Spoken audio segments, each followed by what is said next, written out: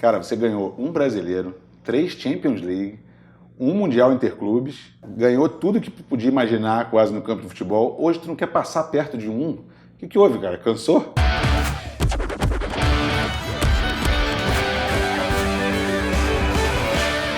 Rapaz, que difícil, né? Porque quando a gente vive tão intensamente uma carreira, desde pequeno, desde quando eu saí lá de Vila Velha, no Espírito Santo, com 14 anos, eu tinha começado com 10 já, e foram quase 11 temporadas no futebol europeu. É muito intenso, né? A gente, você sabe muito bem disso. E quando eu parei mesmo. Eu parei mesmo, porque assim, eu faço alguns jogos ainda, tal, mas aquela rotina de ou pelada, isso eu realmente cansei. Você sabe que eu tô ouvindo tudo que você está falando, fingindo que tô entendendo, mas não é desculpa nenhuma, porque tudo que você está falando, tem gente que você falou 11 anos, tem gente que foi 20, exatamente. 30, e não usa essa desculpa para jogar bola. Não, eu tava outro dia não, tem uns 2 anos, eu encontrei com o Serginho, lateral, sim. Né, que era do São Paulo, do Milan, e ele falou, eu não gosto de passar perto de pelada, de jogar futebol.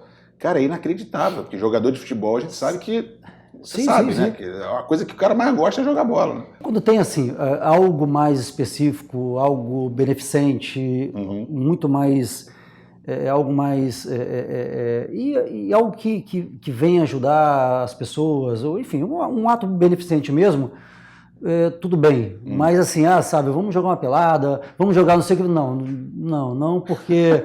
Na verdade, eu não gosto mesmo.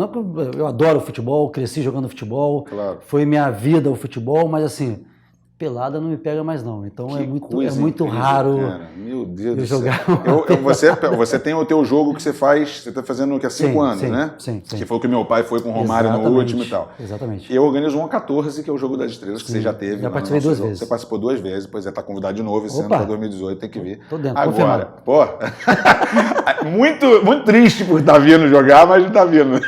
Não, mas assim, brincadeira. Mas é algo mais específico mesmo. Tá? Lógico, então, para ajudar. O jogo do seu pai no Maracanã, que é um evento tão fantástico, que ajuda tanta gente, ajuda entidades e tantas pessoas.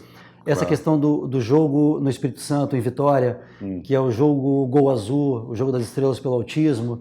Então, é uma causa tão bacana que as pessoas estão participando a cada ano. Poxa, seu pai foi lá em dezembro do ano passado, com o Romário novamente. Então, é muito legal. A questão desses jogos pontuais, assim, poxa, eu tenho até prazer, de coração, eu tenho prazer de jogar. Agora, sabe, aquela peladinha de quarta-feira. Leva a chuteira. Eu falei, não, cara.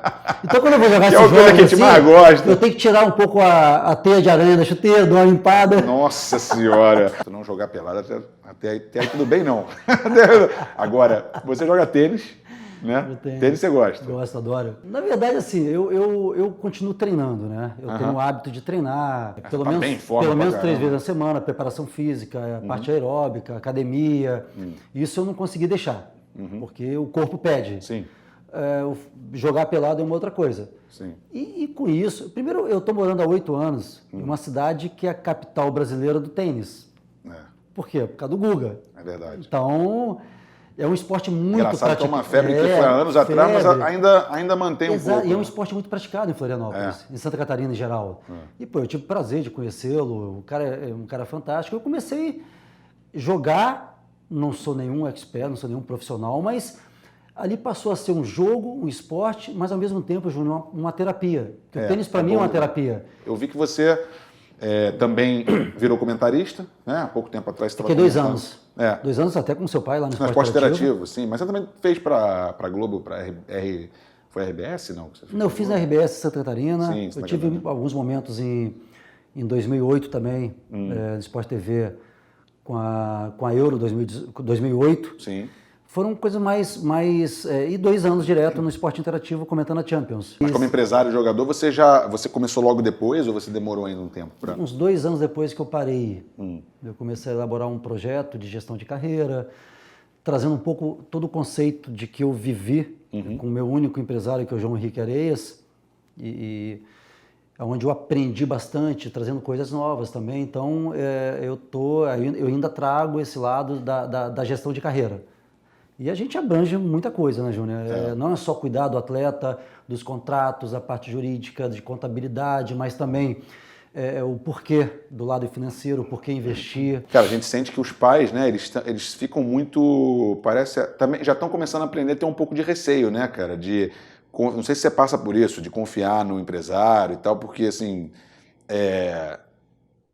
essa ansiedade que você fala, né, que o garoto tem, às vezes, de querer ir embora, de querer, né, ir para fora do Brasil e ganhar dinheiro e tal, isso atrapalha pra caramba, né? Atrapalha muito. Atrapalha e tem atrapalhado bastante, assim. A gente vê diariamente o que vem acontecendo e eu falo, primeiro, tudo tem sua hora.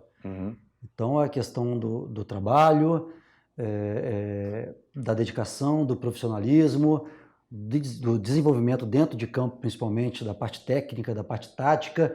E quando vai crescendo, a questão financeira, ela vem em consequência do trabalho que está realizando. Mas o que a gente está vendo, assim, tem visto, é uma ansiedade muito grande, querendo, em pouco tempo, tão cedo, querer ganhar muito dinheiro, enfim. Então, isso acaba sendo passado, de alguma forma, para o garoto, para o filho, para o atleta. Então, é algo bem complicado e tem realmente prejudicado muitos atletas, principalmente no futebol brasileiro. Ainda mais que a maioria vem de origem humilde, né, cara? É difícil. Você vê, eu estava falando outro dia que jogadores como Leonardo, Raí, esses caras se prepararam bem, lógico, vieram de um berço familiar um pouco mais, né, com mais condição financeira e tal, mas assim, eu vi outros jogadores, como o Bismarck, por exemplo, lá no Japão, que ele jogava lá, mas tinha negócio aqui e tudo, que alguns caras se prepararam. O cara, mesmo antes de terminar a carreira, ele já começava a ver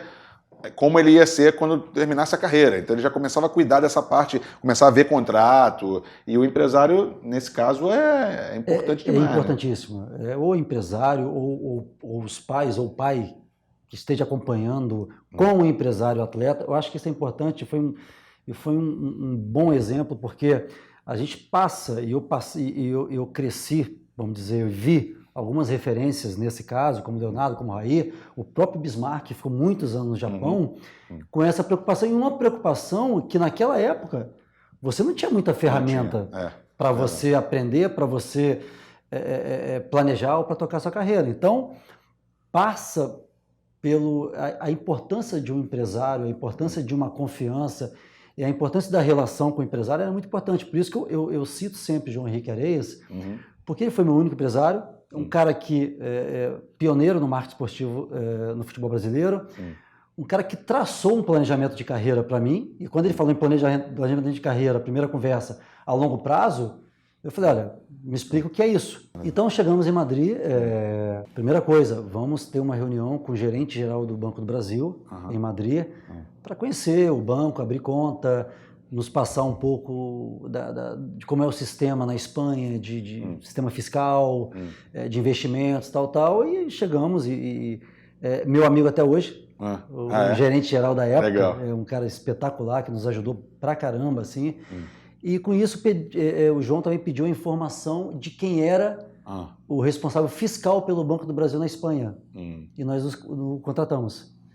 Então foi a empresa que... E fazia questão de você estar sempre presente em tudo. Exatamente, na primeira, na segunda reunião, e tivemos ali muitos anos e com nenhum problema de contabilidade, da parte fiscal, da parte jurídica, enfim, foi realmente... Você já estava com família na época? Já estava com família. Esposa, meu filho eu cheguei no Real Madrid no final de 97, meu filho, o maior, tinha 4 meses, então... Entendi. Ali recém-casado e tal, e isso ajudou muito. É importante, né? Porque vai para fora do Brasil. É isso que para quem tá vendo e tem filho e tem neto, sobrinho, sei lá, que quer ir para fora do Brasil, tem que ter atenção para essas coisas, porque o empresário é uma figura que acaba sendo, foi o que você falou, sendo um educador ali, um gestor da carreira do garoto, né? É meio que isso. E é muito difícil, né? Mas assim, quando você encontra uma pessoa, um amigo, um empresário que está conectado com você e o lado financeiro é uma consequência bem do trabalho meu e dele também, as coisas, a tendência é sair de uma forma muito muito positiva. Então, assim, eu procurava fazer isso, a questão a gente fala muito do aprendizado e tal, e da parte cultural do país também, porque automaticamente aquilo ali ia me ajudar a desenvolver em campo o meu futebol, a questão do idioma, de todas as coisas. Você está com jogadores fora do Brasil hoje? Tem um atleta em Portugal. Tem atleta em Portugal. A maioria aqui no Brasil. A maioria no Brasil e a maioria, assim... É que o Brasil é grande, né? Muito lugar. projeto de base muito forte, assim, com Legal. planejamento bem estratégico de gestão de base também. E além disso, você tem uma empresa do ramo imobiliário também, né? Sim, eu tenho... Como é que é isso? Conta aí mais ou menos. Tenho uma empresa na área de investimentos imobiliários, é uma empresa própria, tá? Então foi um ramo que eu comecei a aprender muito cedo, na época eu jogava no Flamengo ainda. A relação ao que significava e o que significa o mercado imobiliário no Brasil, no Rio de Janeiro. E eu fui tomando gosto de investimentos e alguns investimentos específicos, em pontos específicos. Isso foi crescendo, assim, Vitória, do Espírito Santo, Florianópolis. Mais recentemente a gente abriu aí, expandiu para investimentos em Miami também, nos Estados Unidos. Legal. E está crescendo. É uma área assim que eu busquei aprimorar e aprender constantemente na época que eu jogava ainda, e quando eu parei, eu intensifiquei mais. Vou voltar no futebol agora, é o seguinte, quando o Djalminha esteve aqui, a gente estava falando sobre pressão, e eu estava falando pressão sobre ser filho, que nem eu, sendo filho, ainda mais de quem? Do Zico. Ele teve pressão de ser filho do Djalma Dias, mas assim, mal comparando, assim, sem querer. Mas é lógico, ser filho do Zico é uma loucura, né? A comparação. Só que ele me disse um negócio interessante. Ele falou assim, Júnior, enquanto você sofria por ser filho, a minha pressão não era por ser filho do Djalma Dias. Era eu, Marcelinho e outros, por ser o novo Zico. E eu achei aquilo ali legal, interessante, porque eu falei, pô, tu imagina então um filho, né? Se você está falando que vocês... E você sofreu isso um pouco ali no Flamengo. Um pouco não, muito, que você apareceu do nada, né? Como é que me conta um pouco Eu acho que são formas diferentes, né? Eu acho que essa pressão do filho, ela é muito forte. Porque as pessoas te olham o pai é uma mesma coisa. Posição, mesmo jeito de jogar. O pai é uma coisa, eu sou outra. É totalmente diferente. A gente é apenas filho e pai, acabou. E temos essa relação. E no meu caso foi bastante intenso também.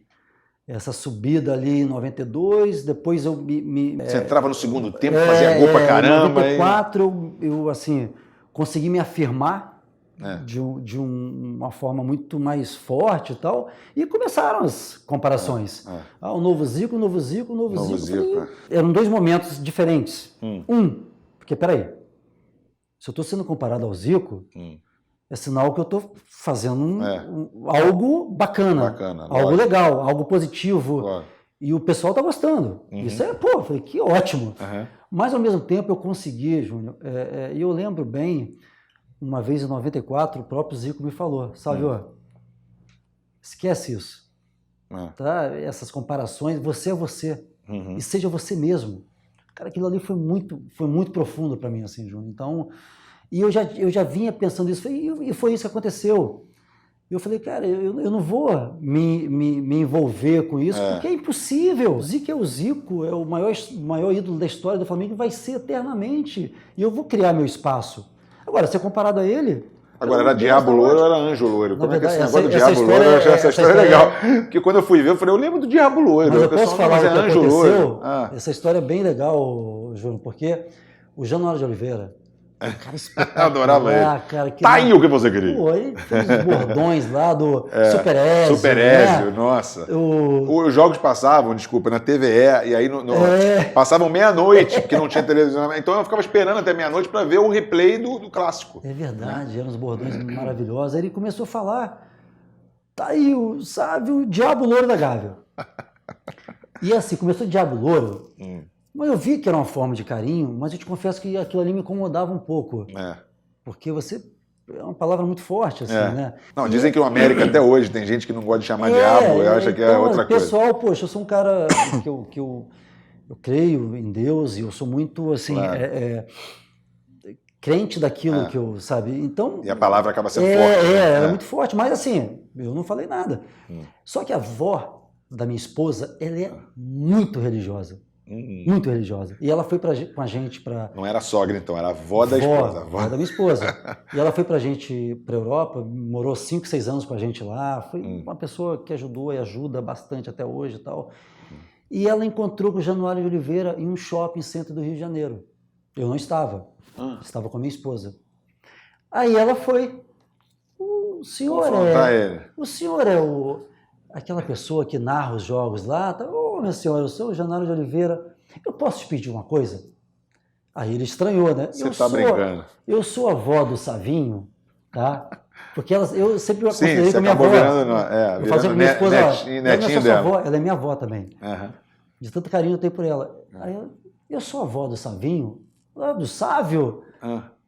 Olha só, eu posso te pedir uma coisa? Não chama ele mais de diabo, não. Ele é um anjinho para mim. Nossa Senhora. Ele é um anjo para mim. Não chama. No jogo seguinte eu fiz o gol.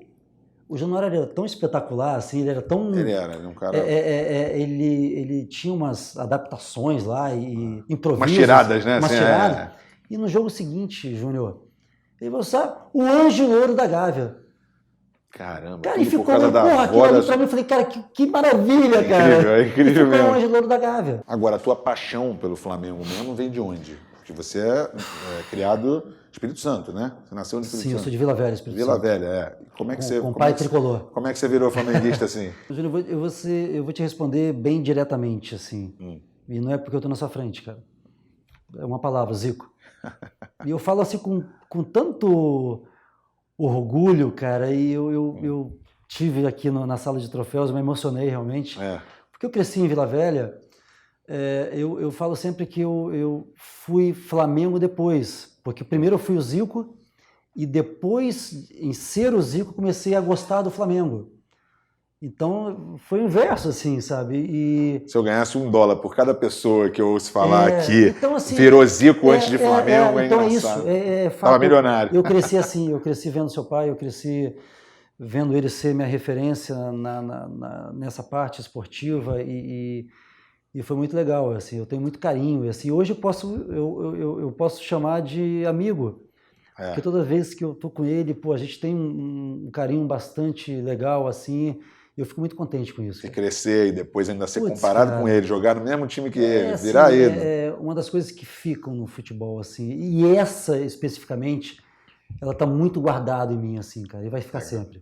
Legal. Mas eu não vou me cansar de ouvir isso nunca. É sempre bonito, dá orgulho sempre. Poxa, muito, cara, muito. Eu imagino. E é legal, porque eu já vi algumas vezes, e da própria pessoa, do Thiago, teu irmão, falar que eu sou ídolo dele, cara. É verdade. Então, o Thiago, e o Vegeta, que trabalha com meu pai, é o seu maior fã do Brasil. Eu encontrei várias vezes com o Thiago tem um carinho muito grande, sabe? Poxa, cara, você foi minha referência. Eu falei, caraca, cara, não é possível. Vou te contar uma aqui, vou te contar uma aqui, que não é porque você está na minha frente, mas eu tenho que contar. Não é porque tem um ponto esquerda que jogou no Guarani muitos anos, que é o João Paulo. Sim, poxa. Eu era muito fã do João Jogava Paulo. muito. E aí, uma vez a gente estava falando, o Thiago não viu jogar, ele falou assim, o João Paulo é melhor que o Sávio.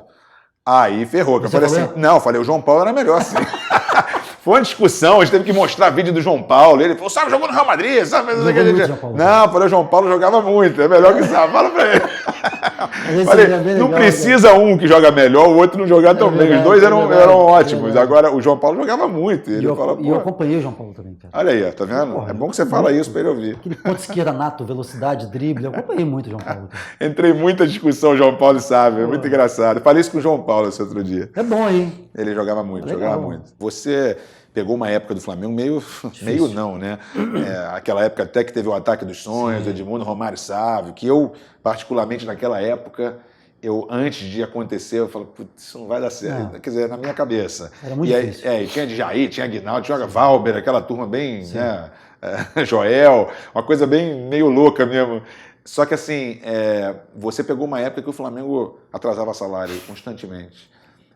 Tinha uma dívida gigante, que até pouco tempo ainda tinha. Como é que é pra você? Você vê o Flamengo naquela época, vê o que é o Flamengo agora.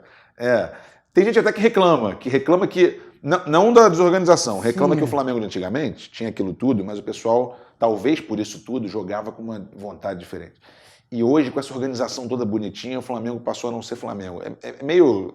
É lógico, assim, não é o ideal, mas assim... Já imaginou você jogando no Flamengo de hoje, com essa organização, com tudo, patrocínio, tudo em dia, é diferente, né? Assim, para mim, ia ser uma maravilha. Você trabalhar em um lugar que você sabe que você vai receber em dia, que você sabe que você tem uma estrutura maravilhosa. Centro de treinamento. A gente tem que trazer isso e aproveitar e tirar o máximo de proveito disso. Para a sua projeção, para a sua melhora constante. Nós não tínhamos isso. Nós tínhamos, na época, um material humano de trabalho muito legal. Então, dos médicos, dos fisioterapeutas, dos preparadores físicos, que com pouca estrutura faziam a diferença muitas vezes. Por quê? Se identificavam com o Flamengo, gostavam do Flamengo, mesmo ali com 3, 4, 5 meses de salários atrasados. Chegou a isso, chegou a 5 às vezes? Direto. Então a gente não podia fazer um planejamento. É. Eu brinco sempre que, não dá para fazer um crediário. Porque... Talvez se não fossem essas pessoas, se não fossem as pessoas que estão falando, esses profissionais, vocês nem continuavam, né? Porque ia ser difícil, né? Exatamente. Ter cabeça e muitos desses profissionais se doavam pelo Flamengo. E eu acho que muitos jogadores também. E eu cresci numa realidade diferente. Acostumados com salários atrasados, acostumados com estruturas de uma certa forma ruim. Mas aí vem uma coisa muito pessoal, muito particular, muito Flamengo, muito amor pelo clube, muito carinho pelo clube, muita vontade de vencer pelo clube. É uma paixão que a gente fazia coisas de vez em quando de superação. Não, tem que ter muita paixão mesmo, porque você passar por isso no clube, teu clube de coração, tá ali, e você não receber, e você não... As pessoas acham que ganha muito dinheiro, ele ganha um salário alto, ele tem condição. Não é assim, cara. O custo de vida aumenta e você tem que pagar aquela enormidade todo mês sem receber nada. Isso nós estamos falando dos craques, o pessoal massagista, o roupeiro, são esses caras que sofrem mais. A gente, às vezes, podia ficar com 3 meses, mas esses caras não. Não podem. Então, assim, era muito complicado. Mas, ao mesmo tempo, você queria fazer algo, você queria jogar, você queria mostrar. Então, mas você acha que, assim, que hoje o espírito dos caras que estão hoje de Flamengo mudou um pouco por causa disso? Será que o fato de ter tudo bom atrapalha? Não é possível isso, né? Se isso acontecer, eu fico muito triste. Eu fico muito triste. Porque eu falo, quem me dera se eu tivesse uma estrutura, não digo nem essa. Nossa. Mas algo melhor do que eu tinha. Não, porque você vê isso no Corinthians, lá, o que a torcida faz, o que o pessoal faz. Então, se isso existir, eu fico muito triste. Como flamenguista mesmo, sabe? Agora, eu não posso também ficar de fora... Especulando, mas assim, eu falo agora pelo que eu vejo. E muitas vezes do que eu vejo, eu não vejo isso. Eu não vejo aquela alma e realmente o que significa jogar no Flamengo. Isso eu falo assim, não é criticando nem jogador por jogador, nada. Eu não vejo. Isso é como um ex-atleta de 11 anos do Flamengo e um torcedor do Flamengo. Isso eu não vejo. Então, em muitos momentos, para mim, e principalmente para a geração do seu pai, eu não vejo o Flamengo ali. Porque nos anos 80, os salários não eram altíssimos, não tinha essa superestrutura, mas era tudo... Pelo menos eles tinham tudo ali organizado, mesmo que fosse pouco, mas tinha tudo... Quando chegou nos anos 90, naquela tua época, que foi aquela doideira que foi o Flamengo. Eu sempre falo assim, eu falo brincando, cara, que, poxa, para muita gente, para muitos torcedores do Flamengo, eu sou considerado um ídolo. Poxa, é algo tão especial para mim, cara, de coração, é algo tão especial, porque eu sempre falo assim, poxa, foi uma etapa complicada, eu sobrevivi. É verdade. Eu sobrevivi. Que muitas vezes, cara, a gente não tinha condições, desculpa, nem de jogar direito. Não, de igual para igual. E agora, indo da água para o vinho, tu sair do Flamengo e pegar um Real Madrid, porque eu tô vendo, mesmo na sua época do Real Madrid, você jogou com todo mundo, né? Assim, Raul, você jogou? Ronaldo, você chegou a jogar? Redondo? Ronaldo não. Eu saí, o Ronaldo chegou. O que mais que você pegou? O Redondo com... Zidane você pegou? Zidane no último ano, com Figo. Com Michael Owen você pegou? Não, o também já tinha saído. Raul Morientes, o Mijatovic, Seedorf. Você pegou? Só cara mais ou menos. Enfim, eram jogadores realmente... Não, então, naquela época, fantásticos. A estrutura já era absurda naquela época. Para hoje, então, hoje é absurdo. Mais do que absurdo, né? Mais do que absurdo. E hoje virou... Não sei se a gente pode dizer que tem mais dinheiro, que deve ter, mas assim, por venda de produtos, por todo esse nome Real Madrid, a marca, mas virou um monopólio, né? Virou uma coisa, Real Madrid, Barcelona e 5 times aí, eles compram quem quer, então...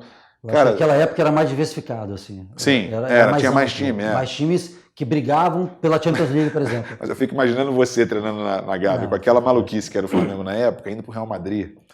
seu primeiro ano, ali assim, indo pro treino, você devia pensar, puta, que eu tô no paraíso. Ali foi uma grande aprendizado, assim, essa pergunta é até interessante, Bruno, o Júnior, porque ali foi um momento que eu fiquei muito preocupado, depois que eu vivi em 95, principalmente. Aquele momento conturbado de centenário, que, sabe, aquela loucura, e com vários jogadores, nomes para ser campeão brasileiro, uma expectativa.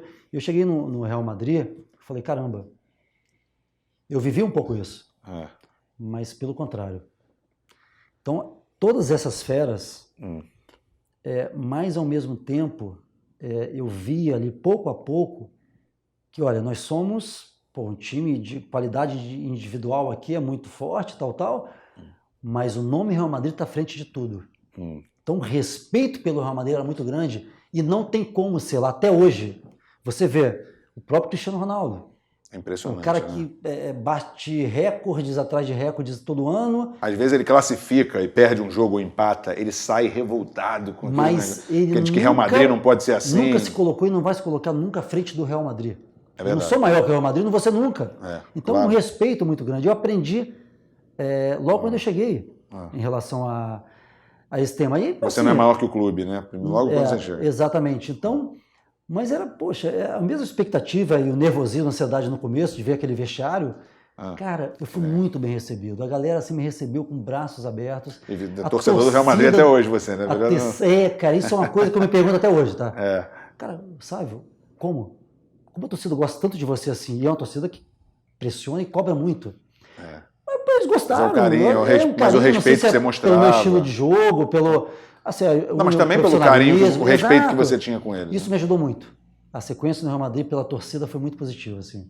Foi muito bacana. O Real Madrid hoje sem dúvida, eu vou dizer que para mim é o melhor, é o clube, talvez é o maior clube do mundo, né? Pode-se dizer hoje, pode-se dizer, né? Sem dúvida. Agora vem cá, para finalizar, você é roqueiro também, cara. Eu gostei de saber que você gostava de rock desde os anos 80. Caramba! Que nem eu. Eu achei engraçado você falar que você gosta de música eletrônica também. Porque você é lá de como é que fala? Morando em Floripa. Tá morando em Floripa. Ali é muito eletrônica.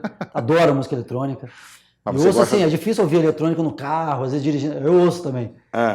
Então a eletrônica, muito fala, pô, eletrônica é bom, às vezes tá lá dançando, bebendo alguma coisa. Não, eu ouço parado. Mas o teu o quê? Rock? Samba de raiz? Eu sou eletrônica, samba de raiz, rock, rock nacional, rock dos anos 80. Internacional. Eu tive o privilégio de crescer na década de 80 ouvindo rock nacional. Legião, Paralamas, Titãs. Barão Vermelho, Titãs e... É uma terapia, né, cara? Eu tenho que ouvir música cara.